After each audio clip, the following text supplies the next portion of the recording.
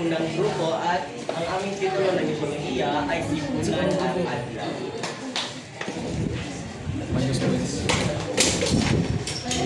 Buwak na pod.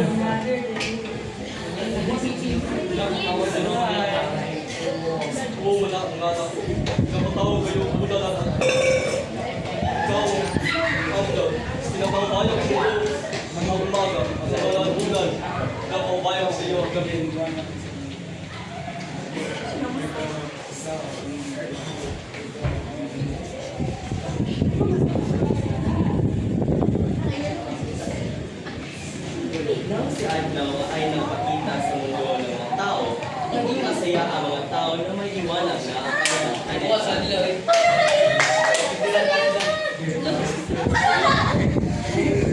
Tain pala si Mary Chester na pod. Pagkita, Chess!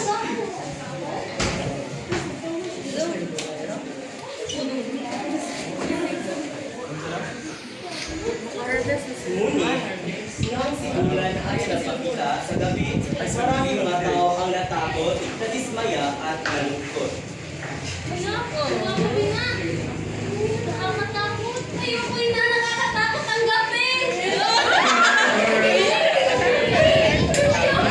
Ando ka sa kapre oy. Nang nakita at narinig Bulan ang mga sigaw at pinagsasabi ng mga tao, umalis ito at nalungkot.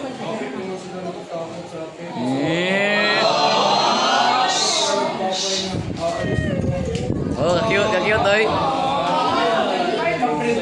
sumapit ang kaumagahan, naging masaya naman ang mga tao dahil may liwanag na naman ang mundo ng mga tao.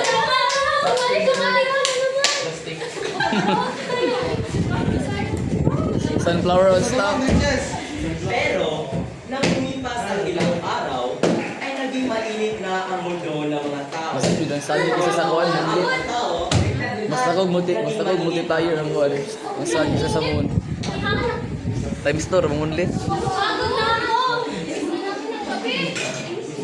gusto ng mga tao na bumalik ang gabi, ngunit hindi ito bumalik ay nalungkot pa rin ito. Araw, naging mainit na talaga ang mundo ng tao.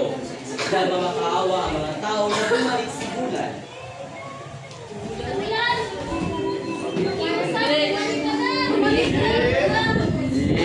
Tagod. Nang lumipas na ngayon ng mga minuto, Familiar mo liwan. bilang parang ang kalangitan. Nakita nila si Bulan pero nasa sa likod ni Adlaw at napupunta Sila sa likod. Bisaya.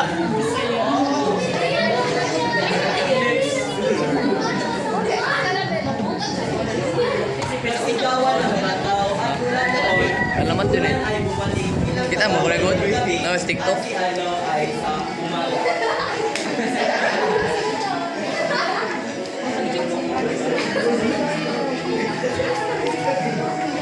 So ang aral na makukuha sa kwentong ito ay pantay lahat, walang lamang, walang kulang. Walang kulang. Tayo ay importante.